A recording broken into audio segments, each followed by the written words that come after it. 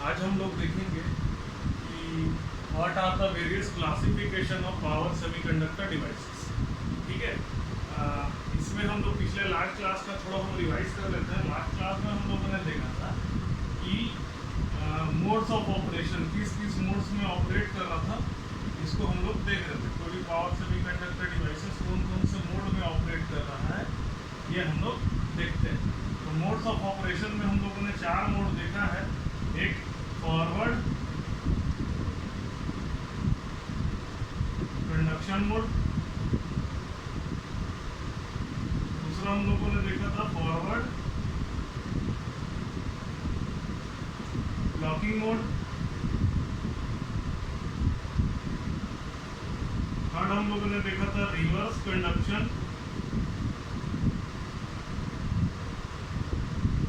Reverse conduction mode, और fourth में हम लोगों ने देखा था रिवर्स ब्लॉकिंग, है ना। ये बेसिकली हम लोग ने 4 मोड देखा था। अब इसी के आधार पे हम लोग देखेंगे और किस तरह से क्लासीफाई हम लोग करते हैं। तो पावर सेमीकंडक्टर डिवाइसेस को और क्लासीफाई करने के लिए हम लोग क्या करते हैं, हम लोग इसको ये पोलैरिटी किस पोलैरिटी में ब्लॉक करता है उसके आधार पे भी हम लोग इसको निकालते हैं। तो उसमें क्लासिफिकेशन हो जाता है यूनिपोलर डिवाइस, और दूसरा होता है बाइपोलर डिवाइस। Bipolar device. अब यूनिपोलर डिवाइस का क्या मतलब हुआ? यूनिपोलर डिवाइस का मतलब होता है has capability to block voltage of only one polarity। इसका मीनिंग क्या हो गया? इसका मीनिंग ये हो गया कि ये ब्लॉकिंग मोड में एक ही पोलैरिटी में जा सकता है। मतलब आइदर ये फॉरवर्ड ब्लॉकिंग मोड में जाएगा, नहीं तो रिवर्स ब्लॉकिंग मोड में जाएगा। ये दोनों मोड में ये काम नहीं कर सकता। कोई भी डिवाइस जो इन दोनों मोड में काम नहीं कर सकता वो हमारा हो जाएगा यूनिपोलर डिवाइस। ठीक है, जैसे कि अगर हम लोग बात करते हैं डायोड का, अगर डायोड की बात करें तो अगर यहाँ पर प्लस और यहाँ पर रिवर्स मतलब फॉरवर्ड बायस अगर हम लोग करते हैं तो क्या होगा? इसमें कंडक्शन। आप किसी भी हाल में फॉरवर्ड बायस में डायोड को ब्लॉकिंग नहीं करवा सकते, मतलब करंट फ्लो करेगा ही करेगा, आप इसका कंट्रोल नहीं कर सकते। और यही डायोड अगर रिवर्स बायस में काम करे, है ना, रिवर्स बायस में काम करे तो रिवर्स बायस में क्या हो जाएगा? ब्लॉकिंग हो जाएगा। ठीक है, तो हमारा डायोड क्या हुआ? डायोड एक यूनिपोलर डिवाइस हुआ। क्यों यूनिपोलर डिवाइस हुआ? क्योंकि ये फॉरवर्ड बायस में ब्लॉक नहीं कर सकता, इसकी कैपेबिलिटी नहीं है ब्लॉक करने। ठीक है, आगे हम लोग देखते हैं कि क्या होता है हमारा बाइपोलर डिवाइस। बाइपोलर डिवाइस की अगर हम लोग बात करें,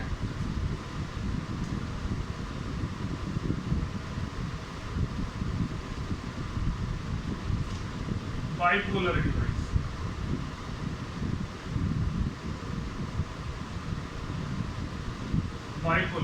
बाइपोलर डिवाइस का क्या होता है?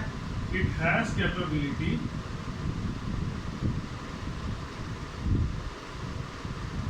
टू ब्लॉक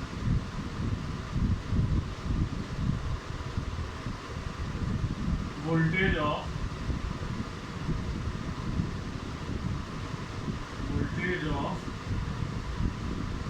both polarity, है ना। हर डिवाइस जिस डिवाइस में वाइट मतलब ब्लॉकिंग कैपेबिलिटी दोनों साइड की होती है। जैसे अगर हम लोग थायरिस्टर की बात करते हैं, ठीक है, थायरिस्टर की बात करते हैं तो एक थायरिस्टर इस तरह से रिप्रेजेंट करते हैं थायरिस्टर को। इसके 3 टर्मिनल होते हैं, एनोड, कैथोड और गेट। ठीक है, तो अगर इसमें एनोड को पॉजिटिव और कैथोड को नेगेटिव बनाते हैं तो तो ये फॉरवर्ड बायस हो जाता है, पर इस कंडीशन में ब्लॉक करता है इफ गेट सिग्नल इज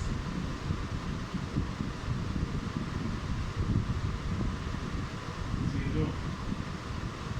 ठीक है, इसको समझिए कि अगर हमारा थायरिस्टर में हम लोग गेट सिग्नल अप्लाई नहीं करते हैं, इसको फॉरवर्ड बायस कर दिए और गेट सिग्नल अप्लाई नहीं करते हैं, तो ये ब्लॉक कर सकता है। ठीक है, हम लोग इसको कंडक्शन भी करवा सकते हैं, ब्लॉक भी कर सकते हैं, पर फॉरवर्ड बायस में इसकी ब्लॉकिंग कैपेबिलिटी है क्या? हाँ है, इसी कारण से ये फॉरवर्ड बायस में ब्लॉक कर सकता है। और अगर ये थायरिस्टर को हम लोग रिवर्स बायस करते हैं, एनोड कैथोड और गेट, और इसमें हम लोग इस पोलैरिटी का वोल्टेज दे करके इसको हम लोग रिवर्स बायस करते हैं, तब ये क्या करता है? ये ब्लॉक ही करता है। तो हमने क्या देखा कि एक थायरिस्टर की कैपेबिलिटी फॉरवर्ड बायस में भी ब्लॉक करने की है और रिवर्स बायस में भी ब्लॉक करने की। इस कारण से जो थायरिस्टर है वो कैसा डिवाइस हो जाएगा? ये एक बाइपोलर डिवाइस हो जाएगा।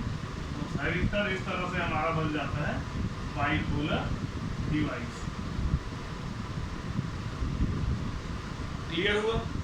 ठीक है, अब हम लोग और इस पे कैटेगराइजेशन करते हैं अकॉर्डिंग टू द कंडक्शन। ये तो हम लोग बात कर लिए according to the blocking capability. तो ब्लॉकिंग कैपेबिलिटी के हिसाब से दो डिवाइस बन जाता है, एक यूनिपोलर डिवाइस बनता है और दूसरा होता है हमारा बाइपोलर डिवाइस। अब categorisation according to the conduction capability.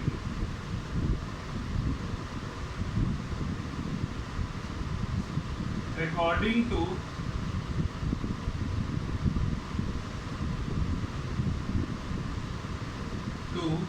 Conduction capability,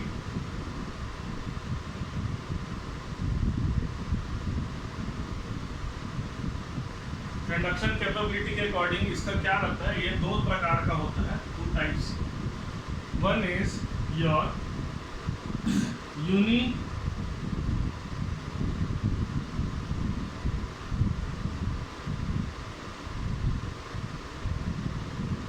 unilateral device, unilateral device, और दूसरा अपना होता है बाइलैटरल, बाइलैटरल डिवाइस। ठीक है, अब इसको यूनिलैटरल डिवाइस का क्या मतलब होता है? यूनिलैटरल डिवाइस वो होते हैं जो फॉरवर्ड कंडक्शन मोड में भी काम कर सकते, जो फॉरवर्ड कंडक्शन मोड में ही सिर्फ काम कर सकते। ठीक है, तो unilateral device can work in forward conduction mode. ठीक है, ब्लॉकिंग मोड की बात नहीं कर रहा हूँ, कंडक्शन तब होगा जब इसको हम लोग फॉरवर्ड बायस है ना। यूनिलैटरल डिवाइस को समझिए, यूनिलैटरल डिवाइस वो डिवाइस होता है जो कंडक्ट तब कर सकता है जब वो फॉरवर्ड बायस हो। अगर वो रिवर्स बायस हो तो यूनिलैटरल डिवाइस कंडक्ट नहीं कर सकता। मतलब कहने की बात ये है कि अगर हम लोग बात करते हैं डायोड की, तो जब डायोड की बात करते हैं तो डायोड कंडक्ट तभी कर सकता है I is not equal to 0 only when it is forward biased। ठीक है, जो अपना डायोड का करंट नॉन जीरो तभी होगा जब वो फॉरवर्ड बायस हो। रिवर्स बायस में किसी भी परिस्थिति में आपका जो डायोड है वो कंडक्ट नहीं कर सकता। मतलब कह सकते हैं कि यूनिलैटरल डिवाइस वो होता है जिसमें करंट सिर्फ एक ही डायरेक्शन में फ्लो कर सकता है। डायोड में करंट सिर्फ इसी डायरेक्शन में करंट फ्लो कर सकता है, लेफ्ट टू राइट। अगर डायोड इस पोजीशन में रखा हुआ है तो ये क्या हो जाएगा? आपका बाइलैटरल डिवाइस हो जाएगा। ठीक है, यूनिलैटरल डिवाइस हमारा क्या होता है, सॉरी बाइलैटरल डिवाइस हमारा क्या होता है?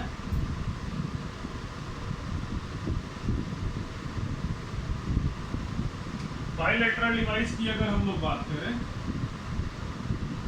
Bilateral device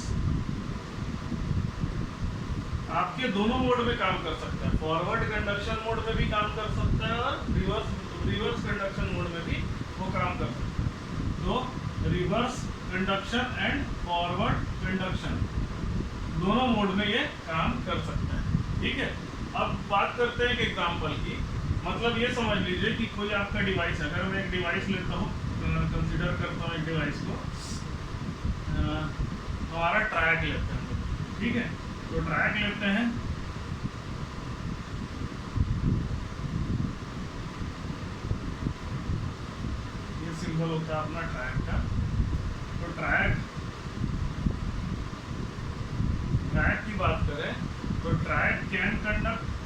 the current in this direction and also in this direction. ठीक है, ट्रैक दोनों डायरेक्शन में करंट को कंडक्ट कर सकता है। मतलब अगर आप इसको फॉरवर्ड बायस कर दें और गेट सिग्नल अप्लाई करें तब भी ट्रैक कंडक्ट करेगा, और अगर आप इसमें रिवर्स बायस करते हैं और तो गेट सिग्नल अप्लाई करते हैं तब भी ट्रैक काम करता है। उसी तरह से एक डायट डिवाइस होता है, डायट जो होता है समझ लीजिए एंटी पैरेलल डायोड होता है। ये जो है फॉरवर्ड बायस में भी कंडक्ट करेगा और रिवर्स बायस में भी कंडक्ट करेगा। अगर आप इन जनरल सिंपल दो डायोड को इस तरह से लगा देते हैं तो इसमें ये जो डिवाइस है इसको अगर एक कंप्लीट डिवाइस माने, इंडिविजुअल डायोड को आप कोई डिवाइस ना माने, दोनों को कंप्लीट डिवाइस माने, तो इस डायरेक्शन में भी करंट फ्लो हो सकता है और इस डायरेक्शन में भी करंट आपका फ्लो हो सकता है।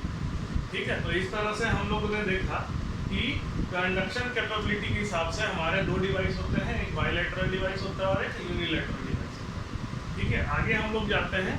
अब हम लोग अपने एक्चुअल सेमीकंडक्टर डिवाइस में आते हैं, जो आपका है सबसे पहला सेमीकंडक्टर डिवाइस में आपको पावर सेमीकंडक्टर डिवाइस की बात करेंगे, जो आपका है power diode.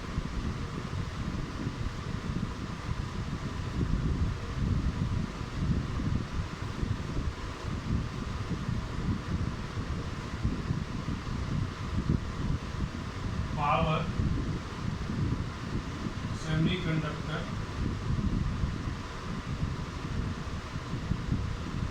Device,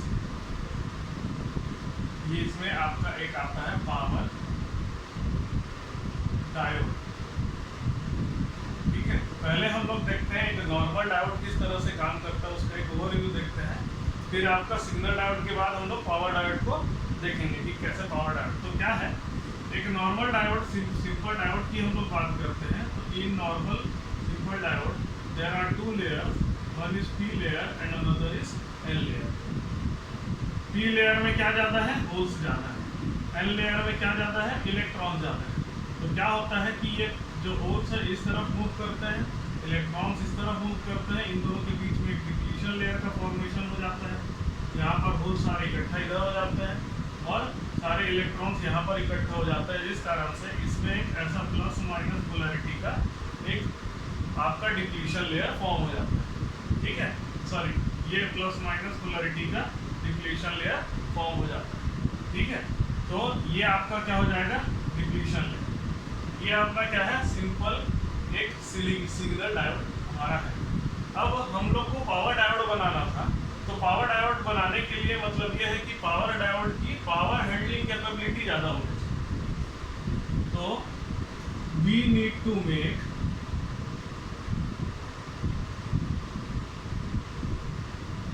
power diode to handle large power. ठीक है, ज़्यादा से ज़्यादा पावर को हैंडल करने की कैपेबिलिटी उसकी होनी चाहिए। ठीक है, अब सिग्नल डायोड की हम लोग बात करते हैं। सिग्नल डायोड जो होता है बहुत कम पावर को हैंडल कर पाता है। ठीक है, इसकी पावर हैंडलिंग कैपेबिलिटी ज़्यादा नहीं होती। क्यों? क्योंकि इसका डिप्लीशन पोटेंशियल काफ़ी कम होता है। ठीक है, एकदम। अब पावर डायोड बनाने के लिए हम लोगों ने क्या किया, पावर डायोड बनाने के लिए हम लोगों ने इसके 3 लेयर का फॉर्मेशन। एक पावर डायोड में एक होता है आपका P प्लस लेयर, इधर होता है आपका N प्लस लेयर और एक होता है बीच में N माइनस। ठीक है, ये आपका पावर डायोड होता है। तो पावर डायोड में जैसे क्या हो गया, 3 आपका डायोड होता है। तो इसको कभी कभी हम लोग पिन डायोड भी कहते हैं। पिन डायोड क्यों कहते हैं हम लोग इसको? पिन डायोड का कहना इसके मतलब ये है कि यहाँ पर ये P प्लस का मतलब होता है highly doped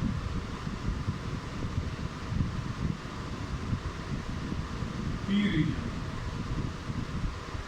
highly doped P है आपका, और N प्लस का मतलब होता है हाईली डोप्ड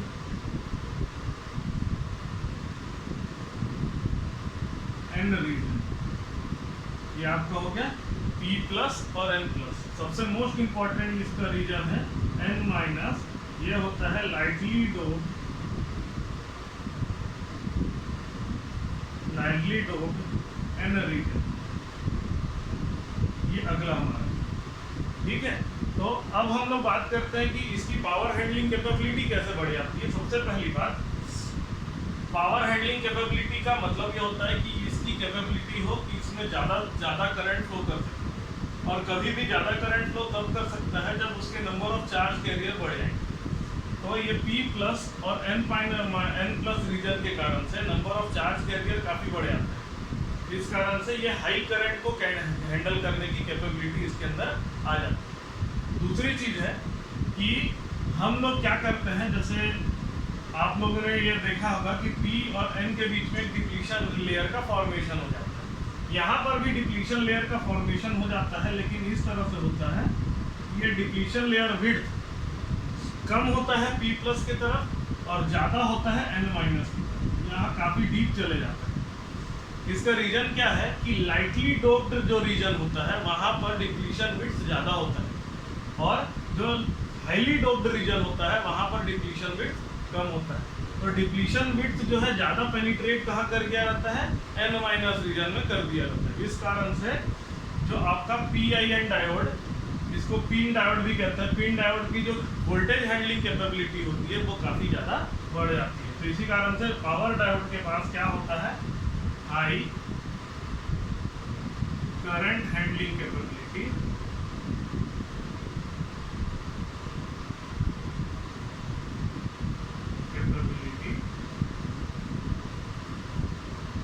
और high voltage handling capability.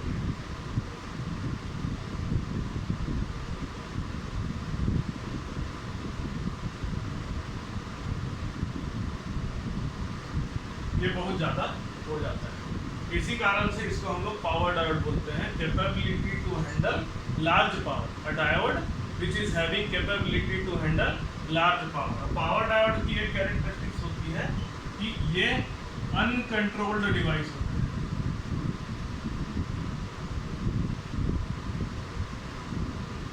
Uncontrolled device का मतलब ये होता है कि controlled by the input signal.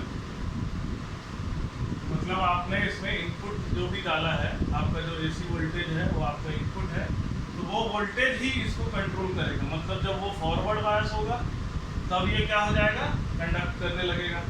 जब रिवर्स बायस होगा तब ये क्या हो जाएगा, ब्लॉक करने लगेगा। ठीक है। पावर इलेक्ट्रॉनिक्स को कभी भी पढ़िए तो ये सोच करके पढ़िए कि कब वो कंडक्ट कर रहा है और कब वो ब्लॉक कर रहा है। कंडक्शन, ब्लॉकिंग, यही आप समझ लेंगे तो पावर इलेक्ट्रॉनिक्स आपको समझ में आसानी होगी। ठीक है। तो ये आपका पावर डायोड की कैरेक्टरिस्टिक्स है कि किस तरह से पावर डायोड जो है लार्ज पावर को हैंडल करने की कैपेबिलिटी रखता है। ठीक है। अगले क्लास में हम लोग देखेंगे कि पावर डायोड की स्विचिंग कैरेक्टरिस्टिक्स क्या होती है और कैसे कैसे पावर डायोड अलग अलग एप्लीकेशन में यूज़ होता है। अलग अलग तरह के पावर डायोड होते हैं। फास्ट डायोड होता है, एक होता है आपका स्लो डायोड होता है। ठीक है। फास्ट स्कॉटकी डायोड होता है। अलग अलग तरह के डायोड की क्या अच्छाई है, क्या एप्लीकेशन है, क्या बेनिफिट्स हैं, क्या एडवांटेज है, क्या डिसएडवांटेज है, ये सब चीज़ों को हम लोग अगले क्लास में देखेंगे। Thank you. अगर आपको मेरा लेक्चर पसंद आया तो प्लीज़ मेरे चैनल को सब्सक्राइब करिए और लाइक बटन को प्रेस करिए। Thank you.